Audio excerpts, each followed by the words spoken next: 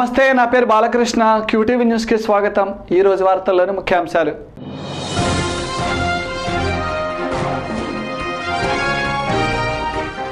Pulse polio నిర్మూలనకు అందరూ సహకరించాలి, కలెక్టర్ సురేష్ కుమార్.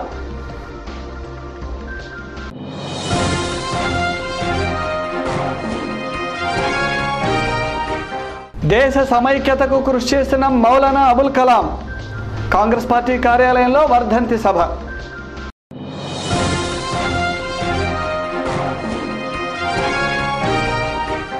ఈ నెల 9న బీఆర్ స్టేడియంలో స్టార్ క్రికెట్. వివరాలు తెలిపిన బుల్లితెర నటులు. దేశంలో నుండి పల్స్ పోలియోను నిర్మూలించడానికి అందరూ నడుం బిగించాలని కలెక్టర్ సురేష్ కుమార్ పిలుపునిచ్చారు. ఆదివారం 23వ తేదీన జరిగే పల్స్ పోలియో కార్యక్రమంలో పిల్లలందరికీ తల్లిదండ్రులు పోలియో చుక్కలు వేయించాలని కలెక్టర్ కోరారు. శనివారం జిల్లా వైద్య ఆరోగ్య శాఖ కార్యాలయంలో పల్స్ పోలియో ర్యాలీ జరిగింది. కలెక్టర్ సురేష్ కుమార్ పోలియో సందేశం ఉన్న బెలూన్ను ఎగురవేశారు. అనంతరం పచ్చజెండా ఊపి ర్యాలీని ప్రారంభించారు. డిఆర్డీఏ, డ్వామా అధికారులు, వైద్య అధికారులు ర్యాలీలో పాల్గొన్నారు. కలెక్టర్ సురేష్ కుమార్ ఈ సందర్భంగా మీడియాతో మాట్లాడారు.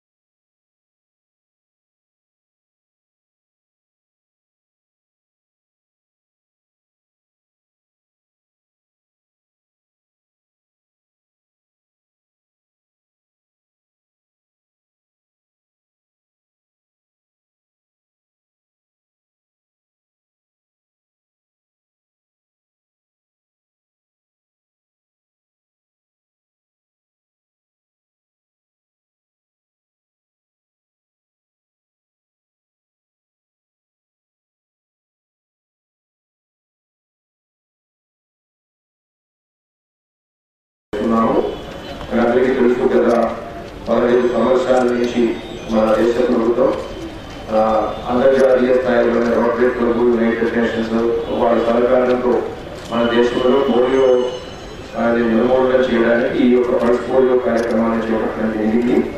దీని భాగంగా దీని ఫలితంగా ఇప్పటికే మన దేశంలో గత 2 సంవత్సరాల నుంచి ఏ ఒక్క పోలియో పాజిటివ్ కేసు కూడా కాలేదు. కాబట్టి WHO వరల్డ్ హెల్త్ ఆర్గనైజేషన్ ఈ నెల 11వ తేదీ భారతదేశంలో పోలియో లేదు అని నిర్ధారించడం జరిగింది. అయినప్పటికీ కూడా పోలియో లేదు అనేది పోలియో బయటికి రాకపోయినా కొన్ని సందర్భాల్లో ఈ పోలియోకి కారణమైన సూక్ష్మ క్రిములు మన లోపల ఉండి మళ్ళీ బయటికి వచ్చే అవకాశం ఉంటుంది. కాబట్టి ఇంకొక 2 సంవత్సరాలు కూడా ఈ పల్స్ పోలియో క్యాంపెయిన్ కొనసాగించాలని కూడా నిర్ణయం తీసుకోవడం జరిగింది. ఒకవైపు మన దేశంలో ఇప్పటివరకు ఈ పల్స్ పోలియో క్యాంపెయిన్ ద్వారా జరిగిన కార్యక్రమాలు విజయవంతంగా జరిగిందని మనం అందరూ సంతోషిస్తున్నాము, అందరూ కూడా అభినందిస్తున్నాము. అట్ ది సేమ్ టైం ఇంకొక 2 సంవత్సరాలు మనం అప్రమత్తంగా ఉండాల్సిన అవసరం ఉంది. ఎందుకంటే మళ్ళీ ఎక్కడైనా ఈ పోలియో అవుట్ బ్రేక్ వచ్చినట్లయితే మళ్ళీ ఇంటెన్సివ్ గా ప్రజలు క్యాంపెయిన్ చేయాల్సి వస్తుంది. దేశ సమైక్యతకు కృషి చేసిన వ్యక్తి మౌలానా అబుల్ కలాం ఆజాద్ అని కాంగ్రెస్ పార్టీ జిల్లా అధ్యక్షుడు మక్కెళ్ల మల్లికార్జునరావు కొనియాడారు. స్వాతంత్ర అనంతరం దేశంలో విద్యాభివృద్ధికి ఆజాద్ ప్రయత్నించారన్నారు. ఆయన చూపిన బాటలో మనమంతా నడవాలని ఆయన కోరారు. నగరంలోని కాంగ్రెస్ పార్టీ జిల్లా కార్యాలయంలో శనివారం స్వాతంత్ర సమరయోధుడు, కాంగ్రెస్ పార్టీ నాయకుడు దివంగత మౌలానా అబుల్ కలాం ఆజాద్ 56వ వర్ధంతి సభ జరిగింది. కాంగ్రెస్ నాయకులు లింగంశెట్టి ఈశ్వరరావు, షేక్ ఖాజావలి, కనపర్తి శ్రీనివాసరావు, సెవరన్ రోహిత్, స్టార్ మస్తాన్ వలి, సుగుణ, మల్లిక తదితరులు ఈ సభలో పాల్గొన్నారు. మొదటగా ఆజాద్ చిత్రపటానికి పూలమాలలు వేసి నివాళులు అర్పించారు. ఈ కార్యక్రమంలో పాల్గొన్న డీసీసీ అధ్యక్షుడు మక్కెన మల్లికార్జునరావు, ఎమ్మెల్యే మస్తాన్ వలి, షేక్ కాజావలిలు ఆజాద్ గురించి ప్రసంగించారు.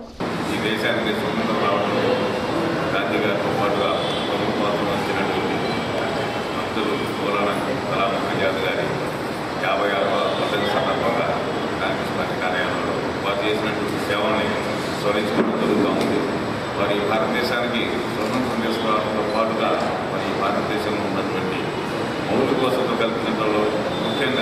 విద్యాశాఖకు సంబంధించి అనేక రకాలుగా ఆర్థిక సంస్కరణలను ప్రవేశపెట్టడం జరిగింది. తద్వారా ఈ రోజున భారతదేశం మొత్తం కూడా ఈ రోజున ముందుకు పోతాం ఉందంటే ఆ రోజు వారు చూపినటువంటి పాటను మనం ప్రయాణిస్తామని ఈ సందర్భంగా తెలియజేస్తాం. ఆజాద్ గారు నాటి బ్రిటిష్ పాలకులకు వ్యతిరేకంగా, నాటి ఉన్నటువంటి దమననీతికి వ్యతిరేకంగా ప్రజలందరినీ కూడా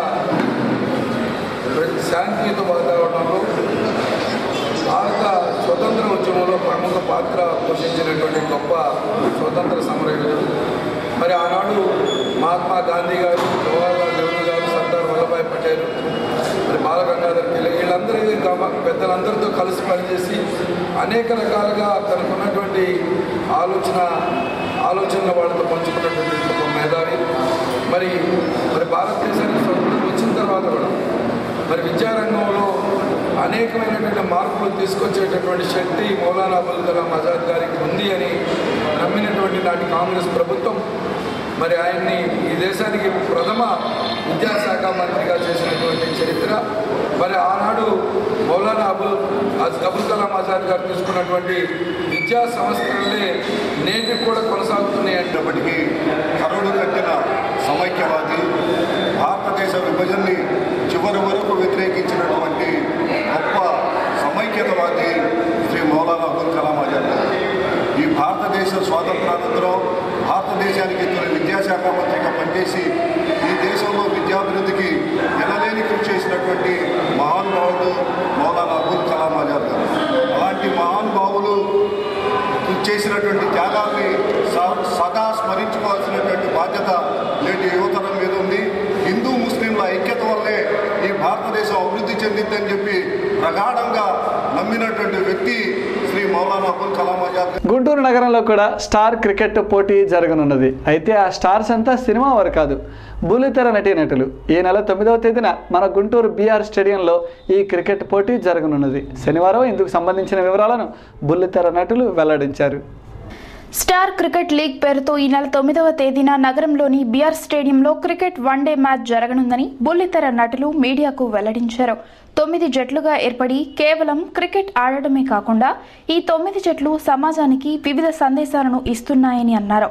చెట్లు పెంచడం, ఆడపిల్లల సంరక్షణ తదితర సమస్యల పరిష్కారాలను అందరూ ఆలోచించారని చెప్పారు. మీడియాతో మాట్లాడిన వారిలో టీవీ నటులు రోహిత్, సమీర్, కిషోర్, ప్రదీప్ తదితరులు ఉన్నారు. స్టార్ క్రికెట్ లీగ్ SCL దీంట్లో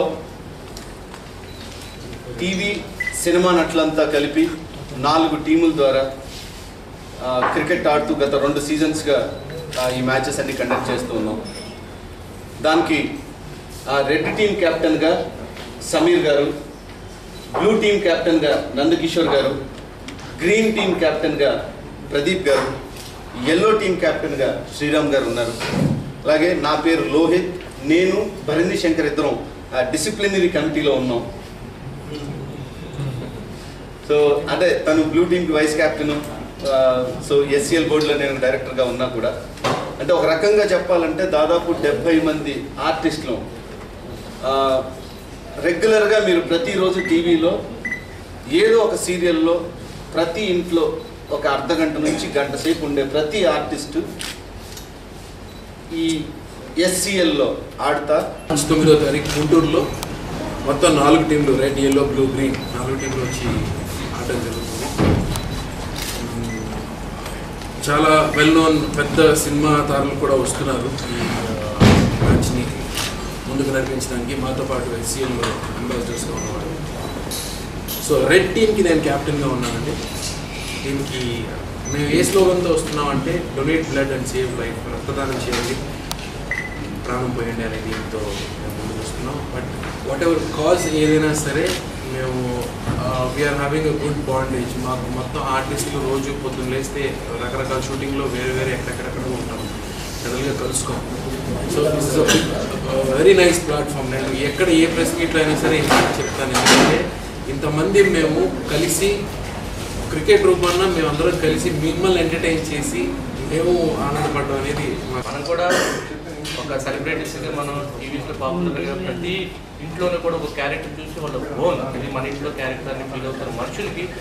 సో మన త్రూ ఏదైనా చెప్పాలి, మన చేతనైన సహాయం మనం చేయాలని చెప్పేసి ఒక చిన్న కాజ్తో ముందుకు రావడం జరిగింది. సో ఫస్ట్ 2 సీజన్స్ విజయవాడలో ఆడడం, ఇంకోటి కర్నూలు ఆడడం, 2 సక్సెస్. అలాగే ఈ 3వ కూడా గుంటూరులో పెద్ద సక్సెస్ అవుతుంది ఆశిస్తూ మా ఇల్లు టీం తరపు నుంచి సేవ్ గోల్డ్ చైల్డ్ అని ఒక క్యాప్షన్తో మేము ముందుకు వచ్చాం. అసలు యాక్చువల్గా అంటే ఆడపిల్ల అనేసరికి ఎందుకు ఎవరు ఇష్టపడలేదు అనేది అర్థం కాని విషయం. అది చాలా బాధాకరమైన విషయం. ఎందుకంటే ఫస్ట్ వాళ్ళని రెస్పెక్ట్ చేస్తేనే మనం రెస్పెక్ట్ చేసుకున్నట్టు. లాల్పురం శివారు కాలనీ అల్లూరు సీతారామరాజు నగర్ వాసులపై దాడులు చేస్తున్న రౌడీలను తక్షణమే అరెస్టు చేయాలని ఎంసీపీఐ జిల్లా నాయకులు తూమాటి శివయ్య డిమాండ్ చేశారు. నగర్లో పోలీసు పికెట్ను ఏర్పాటు చేయాలన్నారు. కాలనీ వాసులకు రక్షణ కల్పించాలన్నారు. కలెక్టరేట్ ఎదుట లాల్పురం శివారు కాలనీ అయిన అల్లూరి సీతారామరాజు నగర్ వాసులు శనివారం ధర్నా చేశారు. కాలనీ వాసులపై రౌడీలు దాడులు చేస్తున్నారని చెప్పారు. పోలీసులు నిందితులను అరెస్ట్ చేయడంలో నిర్లక్ష్యం వహిస్తున్నారని ఆరోపించారు. మీడియాతో నాయకులు శివయ్య, మహిళా నాయకులు మాట్లాడారు. నగరంలో సొంత ఇల్లు లేని పేదలు లాల్పురం పంచాయతీ పరిధిలో అల్లూరి సీతారామరాజు ప్రభుత్వ భూమిలో గుడిసెలేసుకొని నివసిస్తున్నారు. వారికి నీటి అవసరం కోసం ఆ భూమిలో సుమారు 1 ఎకరం పైగా ఉన్న భూమిని చెరువు కింద తీయటం కోసం ఉంచుకున్నారు. మొన్న 20వ తారీఖు టౌన్లో ఉన్న కొంతమంది రౌడీ షీటర్ల నాయకత్వంలో ఒక 25 మంది ఆ చెరువు భూమిని ఆక్రమణ చేయడానికి ప్రయత్నం చేస్తే దాన్ని స్థానికంగా నివసించే ప్రజలు ఆ చెరువు మా అవసరాల కోసం ఉంచిన భూమికి దాన్ని ఆక్రమించడానికి లేదన్నందుకు స్థానికుల మీద దాడి చేసి బండారు శ్రీనివాసరావు అనే అతన్ని మీద దాడి చేసి తాళమాలు కొట్టారు. చనిపోయేటట్టుగా కొట్టి పడేశారు. తర్వాత మహిళల మీద అక్కడ ఉన్న స్థానికుల మీద దాడి చేశారు. ఒక 5గురికి గాయాలైన మహిళల్ని రేవుగా పట్టుకొని కూడా జిచ్చి అమానుషంగా ప్రవర్తించారు.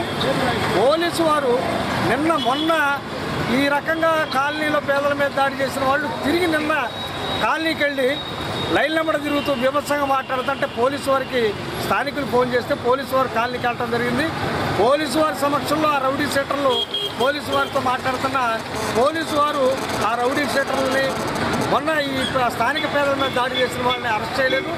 దీంతో రౌడీ షీటర్లు ఆ కాలనీ మీద దాడి చేసిన పేదల మీద దాడి చేసిన వాళ్ళు మరింత రెచ్చిపోయి ఆ కాలనీలో ప్రజలను ఇబ్బంది పెట్టడానికి ప్రయత్నం చేసే అవకాశం ఉంది. కాబట్టి మేము ప్రభుత్వాన్ని ఏం డిమాండ్ చేస్తామంటే అల్లూరు సీతారామరాజు నగర్కి సంబంధించిన పేదలకి వెంటనే రక్షణ కల్పించడానికి పోలీసు పికెట్ ఏర్పాటు చేయాలి. రాష్ట్ర వ్యాప్తంగా అంగన్వాడీ వర్కర్స్ సమ్మె చేస్తున్నారని యూనియన్ నాయకురాలు షకీలా తెలిపారు. కనీస వేతనం 10,000 రూపాయలు ఇవ్వాలని, రిటైర్మెంట్ బెనిఫిట్స్ కల్పించాలని ఆమె ప్రభుత్వాన్ని డిమాండ్ చేశారు. కలెక్టరేట్ ఎదుట శనివారం anganwadi workers and helpers union ఆధ్వర్యంలో ధర్నా జరిగింది. జిల్లాలోని వివిధ ప్రాంతాల్లో పనిచేస్తున్న అంగన్వాడీ వర్కర్స్, హెల్పర్స్ ధర్నాలో పాల్గొన్నారు. సమస్యలను పరిష్కరించాలని వారంతా ధర్నాలో నినాదాలు చేశారు. మీడియాతో యూనియన్ నాయకురాలు షకీలా మాట్లాడారు. 10,000 రూపాయలు ఇవ్వాలని, రిటైర్మెంట్ బెనిఫిట్స్ కల్పించాలని, ఐసీడీఎస్ రోజు నిర్వహించాలని, సెంటర్లు ఎటువంటి ఖర్చులు లేకుండా ఇవ్వాలని, గ్యాస్ను ప్రభుత్వం ఇవ్వాలని చెప్పేసి గత డిమాండ్ల మీద మేము ఫిబ్రవరి 3 నుంచి కూడా అనేక రూపాయల పోరాటం చేస్తూ ఉన్నాం. 17వ తేదీ నుంచి సమ్మెలోకి వెళ్ళాం. అయినా ఈ ప్రభుత్వం ఏమి చేయకుండా రాజీనామా చేసి ఊరుకున్నారు. అందుకని చెప్పి మా సమ్మెను రాష్ట్ర వ్యాప్తంగా దీర్ఘకాల సమ్మెగా మేము కొనసాగిస్తా ఉన్నాం. ఇప్పటికైనా ప్రభుత్వం స్పందించి మా సమ్మెను పరిష్కరించాలి. దేని పక్షాన 24వ తేదీన చలో హైదరాబాద్ కార్యక్రమం చేపట్టాము. ఈ ప్రభుత్వము ఉంటుందా ఊరుతుందా వాళ్ళే తెలుసుకోవాలి. ఇప్పటికైనా స్పందించాలి. అంగన్వాడీలకి కనీస వేతనం ఇవ్వమని చెప్తా ఉన్నాం.